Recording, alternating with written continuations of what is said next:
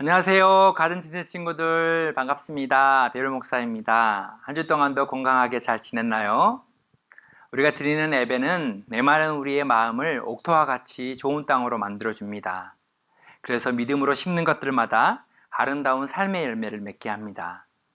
이 시간 우리의 마음이 영과 진리를 다해 창조주 하나님께 나아가 찬양하기를 바라고 하나님의 말씀으로 우리의 삶이 그분의 사랑과 소망으로 가득 차는 예배가 되기를 바랍니다.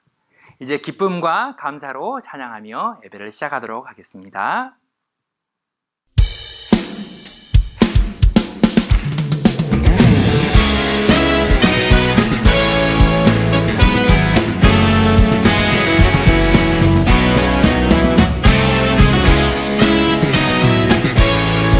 주님께서 날마다 우리 가운데 새 힘을 허락하실 것입니다. 선을 행하면서 낙심치 말라. 끝까지 참고 포기하지 말라. 마음 굳게 하고 용기 잃지 말라. 마침내 거두리라. 다시 한번 선을 행하면서 낙심치 끝까지 참고 포기하지 말라. 마음 굳게 하고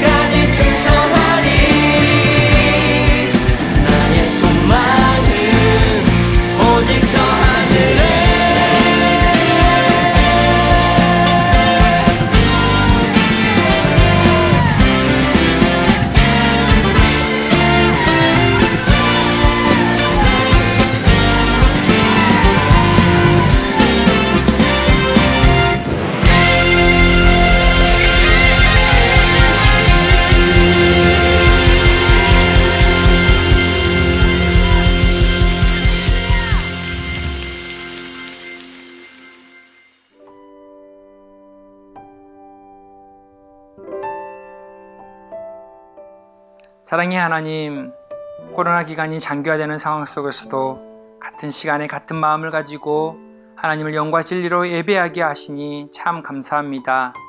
한 주간의 우리의 삶도 안전하게 건강하게 지켜주신 하나님, 이 시간 우리가 연약한 모습을 가지고 하나님 앞에 나왔습니다. 다시 실수하고 다시 넘어지는 모습일지라도 하나님 있는 모습 그대로 우리를 받아주시고 하나님의 사랑과 하나님의 위로와 하나님의 능력의 말씀으로 우리를 새롭게 변화시켜 주옵소서. 이 시간 하나님의 말씀을 들을 때에 깨닫는 말씀 주시고 우리의 삶을 끊임없이 변화시켜 나가신 하나님과 함께 다시 한번 내 삶 속에서 힘과 용기를 얻는 복된 시간이 되도록 인도하여 주옵소서. 이 시간 하나님께서 우리 예배를 받으실 줄 믿사오며 예수 그리스도의 이름으로 기도드립니다. 아멘.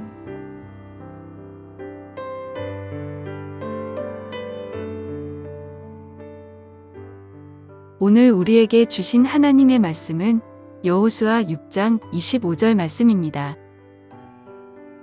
여호수아가 기생 라합과 그의 아버지의 가족과 그에게 속한 모든 것을 살렸으므로 그가 오늘까지 이스라엘 중에 거주하였으니 이는 여호수아가 여리고를 정탐하려고 보낸 사자들을 숨겼음이었더라.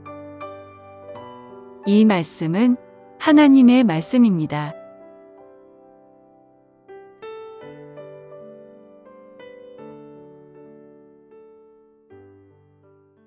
여러분의 이름 앞에 어떤 수식어가 붙어 있습니까? 수식어는 뒤에 오는 단어를 꾸며주는 말입니다. 좀 더 자세하고 명확하게 꾸며주는 단어입니다. 사람마다 보이지 않지만 이름 앞에 수식어가 붙어 있습니다. 수식어는 그 사람의 성격과 성품을 나타내기도 하고 직업과 평소 습관을 나타내기도 합니다. 예를 들어 긍정적인 수식어로 무엇이 있을까요? 목사님의 이름 앞에 한번 붙여보겠습니다. 친구 같은 효열, 도전적인 효열, 성실한 효열, 책임감 있는 효열, 믿음직스러운 효열. 정말 이와 같은 수식어가 목사님에게 어울리는 수식어가 되었으면 좋겠습니다. 그런데 반대로 부정적인 수식어도 있을 것입니다. 겁이 많은, 게으른, 방황하는, 외로운, 능력 없는, 이와 같은 수식어가 붙을 수도 있습니다. 여러분의 이름 앞에는 어떠한 수식어가 붙어 있으면 좋겠나요? 그렇죠. 모든 친구들이 긍정적이고 믿음이 가는 수식어가 붙기를 바랄 것입니다. 하지만 현재 우리의 모습 속에 부정적이고 부끄러운 수식어가 붙어 있을 수도 있습니다. 그러나 꼭 기억해야 할 것은 이름 앞에 붙은 수식어는 얼마든지 변화될 수 있다는 것입니다. 하나님은 우리에게 하나님의 자녀라는 수식어를 주셨습니다. 그리고 하나님께서 우리를 끝까지 사랑하시고 인도해 주셔서 우리의 이름 앞에 붙은 부정적인 수식어를 바꾸셔서 긍정적이고 믿음이 가는 수식어로 변화시켜 주실 것입니다. 하나님의 자녀에게 맞는 아름다운 수식어를 선물로 받는 우리 모든 가든틴즈 친구들이 되었으면 좋겠습니다. 오늘 본문에는 이름 앞에 창피하고 부끄러운 수식어가 붙은 한 여인이 나옵니다. 바로 기생 라합입니다. 기생 라합. 그녀의 이름에는 항상 기생이라는 불명예스러운 수식어가 붙었습니다. 라합은 사회적으로 인정받지 못했고 비웃음과 놀림거리의 대상이었습니다. 하지만 라합에게 기적과 같은 변화가 일어나는데요. 여러분 놀라지 마십시오. 훗날 마태복음 성경에 예수님의 족보 이야기가 나오는데 바로 거기에 라합의 이름이 기록되어 있다는 것입니다. 마태복음 1장 시작 부분에 예수님의 족보 이야기가 나오는데요. 1장 1절에 이렇게 기록되어 있죠. 아브라함과 다윗의 자손 예수 그리스도의 계보라. 그리고 5절에서 6절에 가면 이렇게 기록되어 있습니다. 살몬은 라합에게서 보아스를 낳고 보아스는 룻에게서 오벳을 낳고 오벳은 이새를 낳고 이새는 다윗 왕을 낳으니라.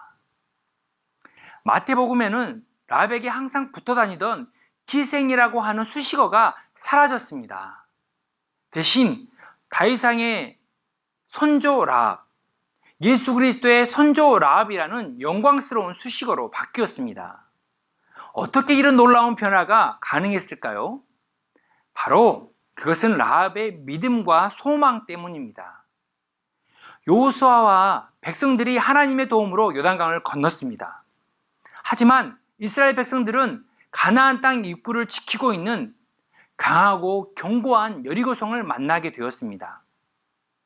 이스라엘의 지도자 여호수아는 여리고성을 정복하기 위하여 먼저 2명의 정탐꾼을 성 안으로 보내게 됩니다.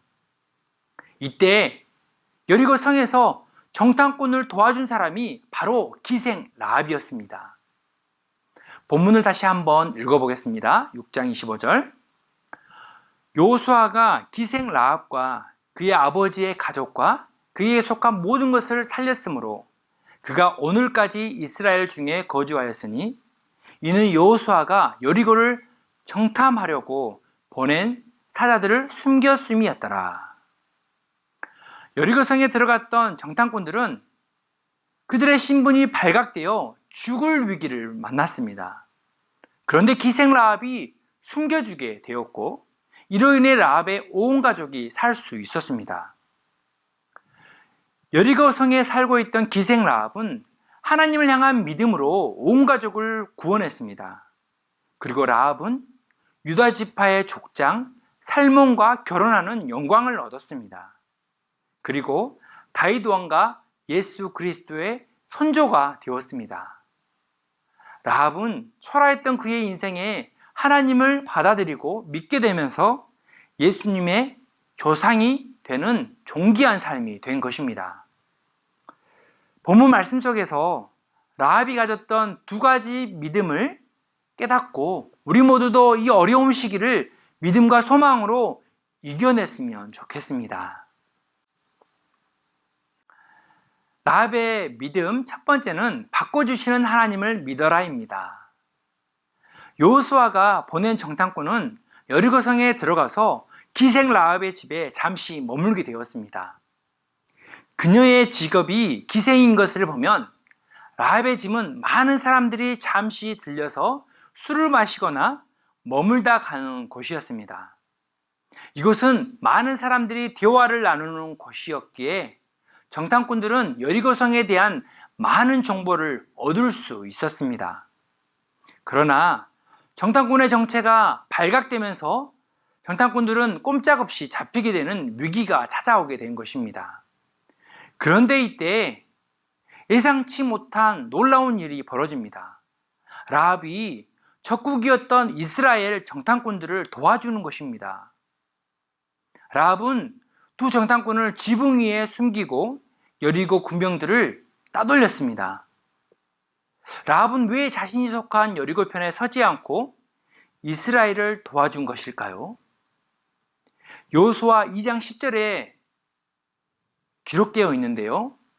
이는 너희가 애굽에서 나올 때에 여호와께서 너희 앞에서 홍해물을 마르게 하신 일과 너희가 요단 저쪽에 있는 아모리 사람의 2왕 시온과 옥에게 행한 일, 곧 그들을 전멸시킨 일을 우리가 들었음이니라. 라합의 고백이죠. 라합은 여리고성 사람이었지만 이스라엘 백성들과 함께 하시는 하나님에 대한 소식을 이미 들었습니다. 종살이 하던 민족을 능력 있는 백성으로 바꿔주시는 하나님에 대하여 알게 되었습니다. 400년 동안 종살이 하던 이스라엘을 사랑하셔서 그들을 출애굽하게 하신 일, 하나님의 능력으로 넓은 홍해 바다를 가르시고 마르게 하셔서 건너게 하신 일, 하나님께서 이스라엘을 위하여 전쟁에서 승리하게 하신 일들을 라합은 들었고 하나님께서 하신 일들을 믿었습니다. 그리고 라합은 하나님께서 정말 살아계신 분이라고 확신하게 되었습니다. 그래서 하나님을 향한 믿음의 고백을 하는 것이죠. 2장 11절에 이와 같이 또 고백하는데요. 우리가 듣자 곧 마음이 녹았고 너희로 말미암아 사람이 정신을 잃었나니 너희의 하나님 여호와는 위로는 하늘에서도 아래에서는 땅에서도 하나님이시니라.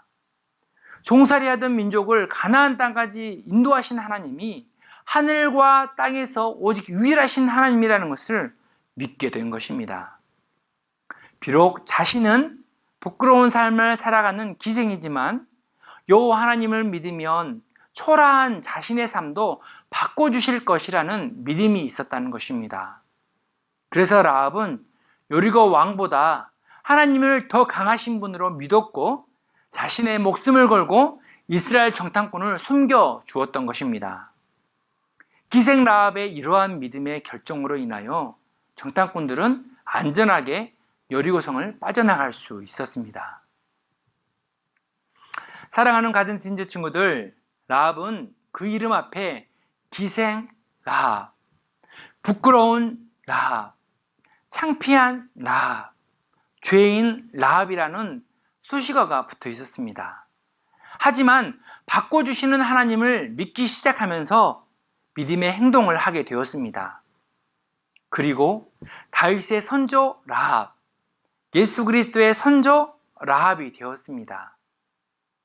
만약 여러분도 라합과 같이 부끄러운 수식어가 붙어 있다면 사랑과 능력이 많으시는 여호와 하나님을 더욱 확신하며 믿으시기 바랍니다.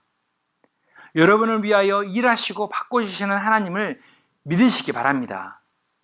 비록 지금은 여러분의 이름 앞에 부끄러운 수식어가 있을지라도 하나님께서는 믿음을 가진 친구들의 삶을 반드시 변화시키실 것입니다.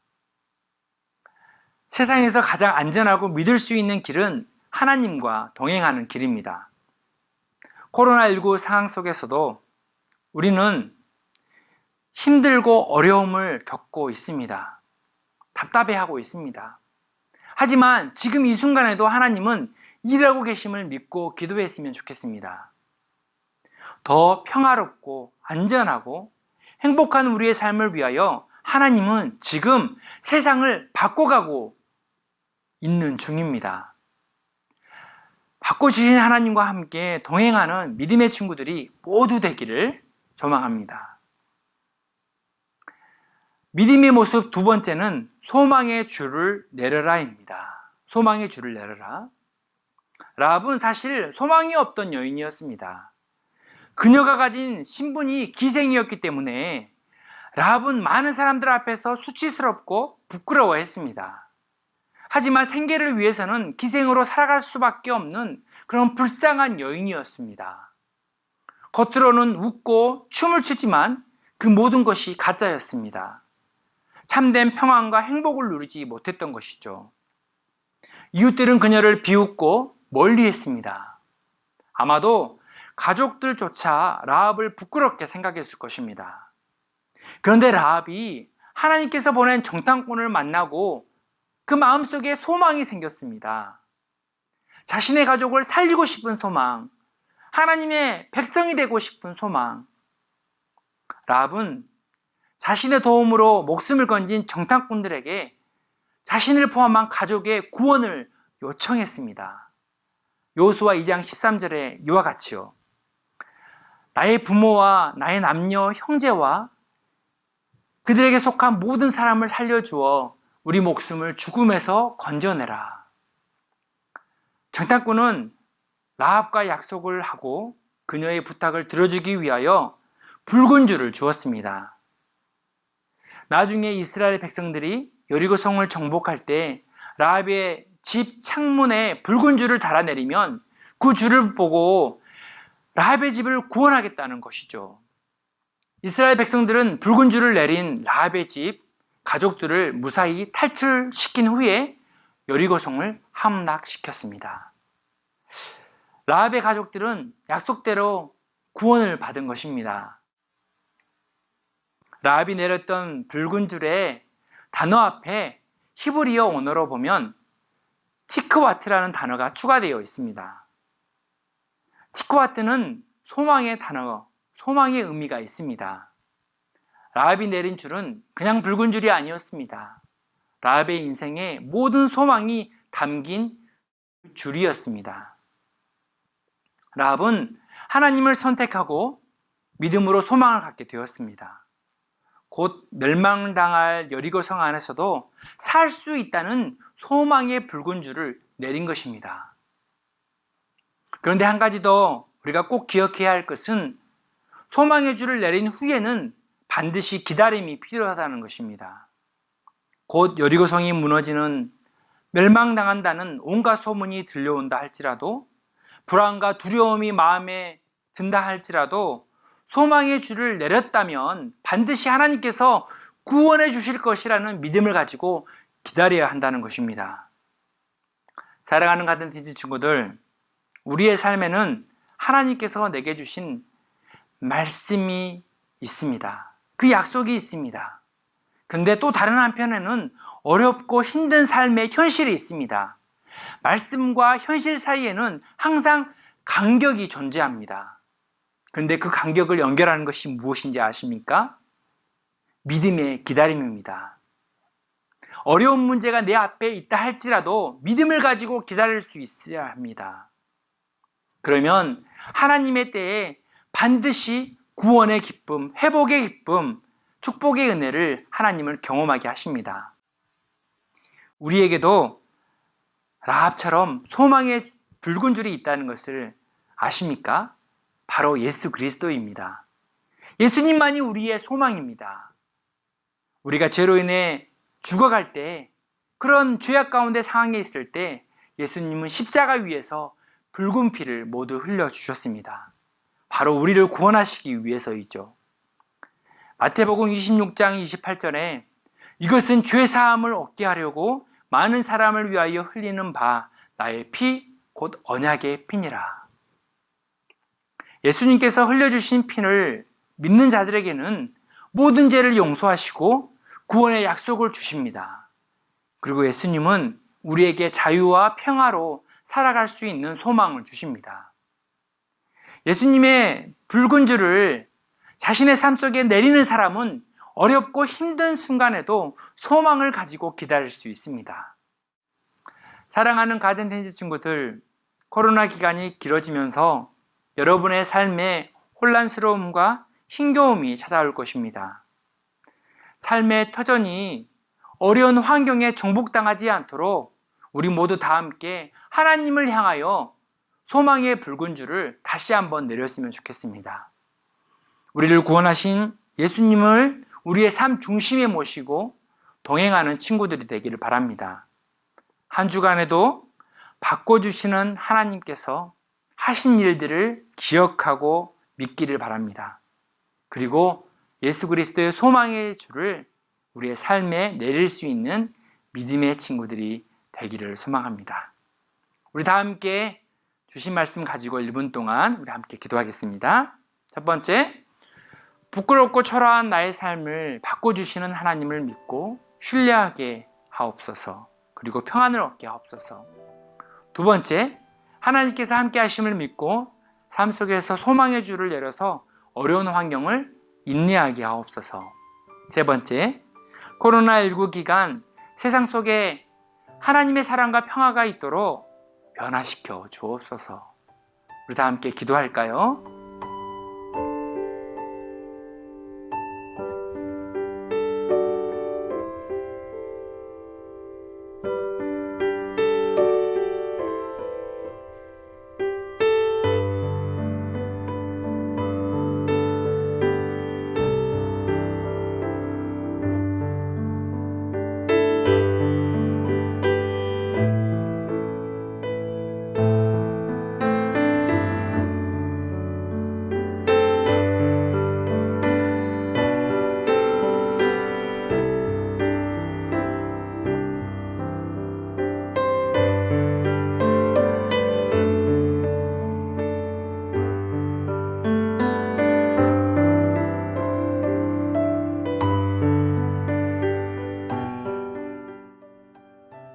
사랑의 하나님, 우리의 이름 앞에 부끄럽고 연약한 수식어가 발견될 때가 있습니다.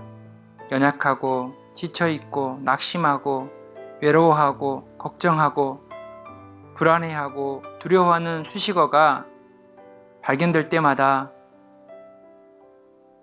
살아계서 역사하시고 우리와 함께 하신 하나님을 기억하는 우리 모든 가든틴즈 친구들 되게 하여 주옵소서.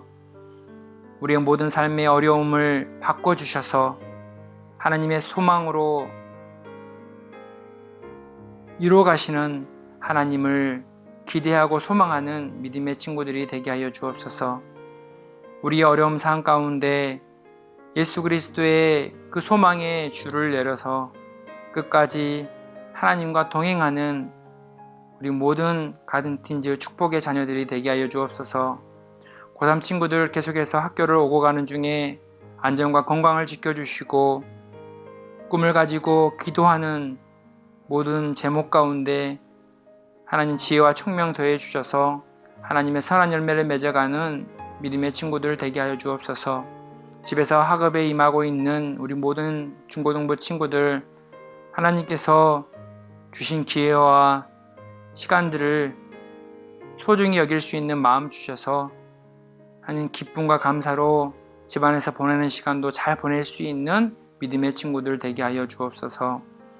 우리 선생님들의 직장과 일터도 하나님 지켜주셔서 그 안에서 하나님 주신 평안과 감사로 이 코로나 기간을 잘 극복하고 인내할 수 있는 선생님 되게 하여 주옵소서.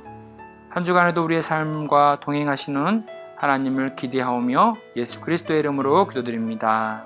아멘. 찬양 가운데 임하실 주님을 찬양합니다. 주님 이곳이 바로 주님의 보좌임을 믿습니다. 우리 찬양을 받아주시옵소서. 여러분, 예배를 마쳤습니다. 오늘 예배 후에도 온라인 말씀 퀴즈가 있습니다. 그리고 예배에 참여한 모든 친구들을 위해서 추첨 선물도 준비했는데요. 끝까지 참여한 친구들에게 주는 선물이니까 마지막까지 함께 해주시기 바랍니다.